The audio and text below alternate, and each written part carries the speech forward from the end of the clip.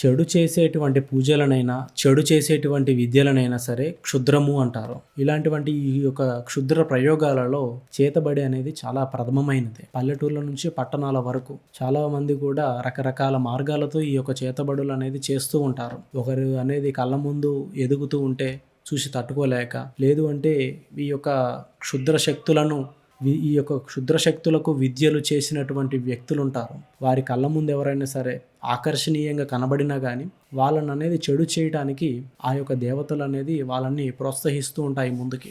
లేదు అంటే వారి యొక్క శత్రువులపై కానీ ఈ యొక్క దేవతలు ప్రోత్సహించడము, లేదంటే వారైనా సరే రాక్షస గడియలో పుట్టినట్టయితే వారి యొక్క మనసు అయినా సరే వారిని చెడు చేయడానికి ముందుకు ప్రోత్సహిస్తూ ఉంటుంది వారి మనసు. ఇలా ఈ యొక్క చేతబడులు అనేది ఎదుటి వ్యక్తిపై చేస్తూ ఉంటారు. ఈ యొక్క చేతబడులను చేసేటువంటి విధానం చూస్తే చాలా కఠినంగా ఉంటుంది. ఎవరైనా సరే ఈ చేతబడులను అభ్యసించినట్టయితే, ఎవరైతే ఈ యొక్క విద్యలను పొందిన వాళ్ళు కానీ చేయించే వాళ్ళు కానీ ముందు ఎదుటి వ్యక్తిని నాశనం చేస్తూ ఉంటారో, చివరి దిశకు వచ్చేసరికి ఆ శక్తులు వీళ్ళనే హతమారుస్తూ ఉంటాయి.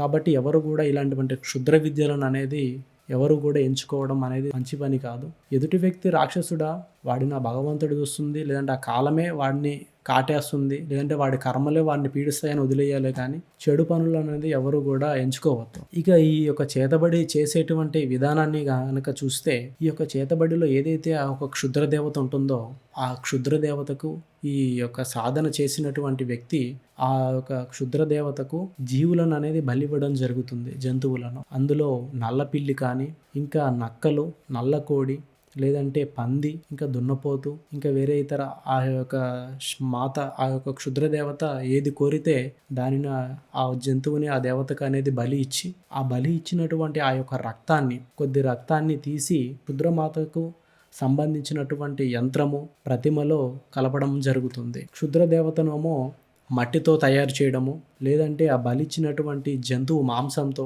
రకరకాలుగా ఎవరైనా చేస్తూ ఉంటారు. క్షుద్రంలో ముందు నుంచి వెనక వస్తుంటుంది, వెనక నుంచి ముందుకు వస్తుంటుంది. అంటే ఆ ఒక పూజా విధానం ఏ రకంగా అయినా మారుతుంది.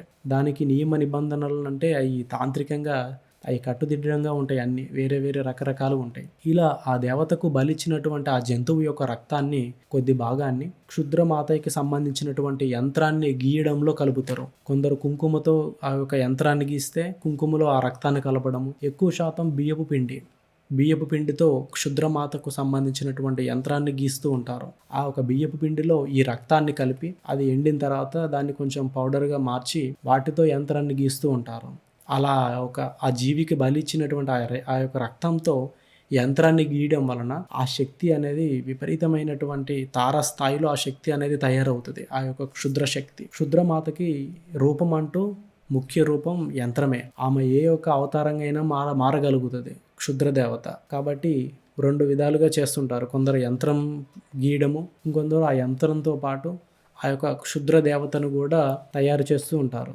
అలా తయారు చేసి ఆ యొక్క క్షుద్ర పూజ అంటే ఈ యొక్క చేతబడిలోనే ప్రథమమైనటువంటిది ఈ యొక్క యంత్రమే. ఈ యంత్రంని సరైనటువంటి విధానంతో ఆ యొక్క క్షుద్ర దేవతను అదుపు చేయగలిగేటువంటి రాక్షసం ఉన్నటువంటి వ్యక్తులే అవి చేయగలుగుతారు. సాత్వికమైనటువంటి వాళ్ళు, ఊరూరికే భయపడేటువంటి వాళ్ళు ఈ యొక్క క్షుద్ర యంత్రాన్ని గీసిన ఒక పరిసర ప్రాంతాలలో వాళ్ళు ఉన్నా కానీ ఆ క్షుద్ర దేవత వాళ్ళను కూడా మింగే అవకాశం ఉంటుంది. ఎందుకంటే క్షుద్రం అంటేనే చెడు, అందులో ధర్మం ఎక్కడ ఉంటుంది? ఆమెకి ఎవరు అందుబాటులో ఉంటే వాళ్ళని అనేది అర్పించుకొని ఆమె తినేస్తుంది. కాబట్టి ఆ శక్తి ఏదైతే కోరుకుంటుందో ఆ చేసేటువంటి ఆ గురువు ఎవడైతే ఉంటాడో అతను ఆ యొక్క జంతువుని బలిచి ఆ రక్తాన్ని ఆ జంతువుని ఆమెకు అనేది సమర్పించడం జరుగుతుంది. ఇలా ఆ రక్తంతో ఆ యంత్రాన్ని గీసిన తర్వాత ఆ జంతువుని అంటే ఆ యొక్క కళేబరాన్ని అగ్నిలో వేయడము, అంటే ఆ యొక్క క్షుద్రమాత మంత్రాన్ని ఉచ్చరిస్తూ అగ్నిలో వేయడము, లేదంటే ఆ యొక్క జంతువు యొక్క ఆ యొక్క కళేబరాన్ని మట్టిలో పూడ్చి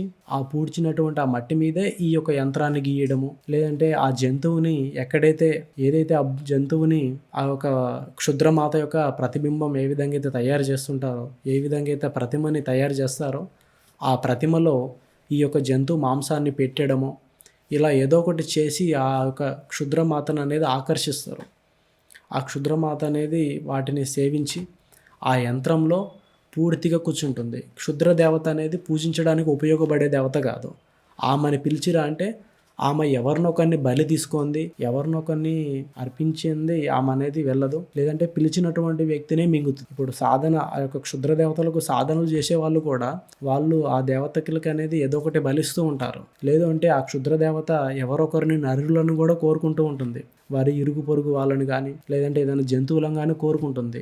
ఆ క్షుద్ర దేవతలు కోరినట్టుగా వాళ్ళు చేయాల్సిందే, తప్పదు. ఇలా ఆ క్షుద్ర దేవతకు అనేది యంత్రం గీసి ఆమె ప్రతిమలు అనేది చేసి ఇదంతా పూజ ఇదంతా పెట్టి ఆ క్షుద్ర దేవత మంత్రం చదివిన తర్వాత అన్నం అనేది బియ్యాన్ని భోజనంగా వండి ఆ భోజనాన్ని ఒక ముద్దగా ఒక బొమ్మలా తయారు చేసి ఉంచుతారు. ఇంకొందరు చెక్కతో కానీ ఇంకొందరు మట్టితో ఇలా వేరువేరు విధానాలు అక్కడ ఉపయోగించేటువంటి తంత్రంతో లేదంటే ఆ జంతువు యొక్క మాంసంతో బలి ఇచ్చినటువంటి ఆ జంతువు యొక్క మాంసంతో కూడా ఒక బొమ్మను అనేది తయారు చేస్తారు. ఈ యొక్క దాన్ని ఎవరు కూడా చూడలేరు కూడా, అంత దారుణంగా చేస్తూ ఉంటారు. ఇలా ఒక బొమ్మను తయారు చేసి ఎవరిపై అయితే ఈ యొక్క క్షుద్ర ప్రయోగాన్ని వేయాలనుకుంటారో ఆ వ్యక్తికి సంబంధించినటువంటి తల వెంట్రుకలు, ఆ వ్యక్తి శరీర స్పర్శ తగిలినటువంటి వారి యొక్క వస్త్రాలను కానీ లేదంటే వారి వస్తువులు ఇంకేమైనా కానీ పెన్ను, వాచ్ ఇంకా ఏమైనా కానీ ఇవేవి దొరకని టైంలో ఆ వ్యక్తి పాద స్పర్శ తగిలినటువంటి మట్టిని వీటిని సేకరించి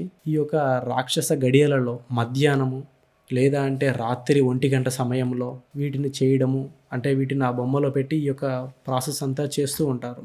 ఇంకా కొందరైతే అమావాస్య, ఇంకా కొందరు సూర్యగ్రహణము, చంద్రగ్రహణ సమయంలో, ఇంకా కొందరు వచ్చేసి ఆ గ్రహణం రోజు మొదలు పెట్టడము లేదంటే ఆ గ్రహణంతో పూర్తయ్యేటట్టుగా చేయడము, ఇంకా కొందరు ఆ గ్రహణం ఇట్లాంటివంటి గడియలలోనే మొదలుపెట్టి ఆ గడియలోనే పూర్తి చేసేసి ఉంచడము, ఇట్లాంటి రకరకాల ప్రయోగాలు చేస్తూ ఉంటారు. ఇలా చేసిన తర్వాత ఆ శక్తి అనేది ఆ బొమ్మలో ఉంచినటువంటి ఏ వ్యక్తి స్పర్శకు సంబంధించిన వస్తువులు ఉంటాయో ఆ వ్యక్తిపై అనేది ఆ యొక్క క్షుద్ర ప్రయోగం అనేది పడుతుంది. ఇలా క్షుద్ర ప్రయోగం ఆ వ్యక్తిపై పడినప్పుడు ఆ వ్యక్తి శరీరాన్ని, ఆ వ్యక్తి యొక్క ఆత్మని ఈ యొక్క క్షుద్ర శక్తులు ముందు అదుపులోకి తీసుకోవడానికి ప్రయత్నం చేస్తూ ఉంటాయి. ఈ సమయం కూడా చాలా ముఖ్యమైనది. ఎవరిపైనైనా సరే క్షుద్ర ప్రయోగం పడినప్పుడు పడుతున్నటువంటి ఆ సమయాన్ని వాళ్ళు ముందే గుర్తించినట్టయితే చాలా అద్భుతంగా వాళ్ళకి ఎలాంటివంటి ఖర్చులు లేకోకుండా, ఎలాంటివంటి కష్టాలు సమస్యలు రాకుండా సులభంగా తప్పించుకోగలుగుతారు. ఈ సమయంలో వాళ్ళు గనక నిర్లక్ష్యం వహించినా,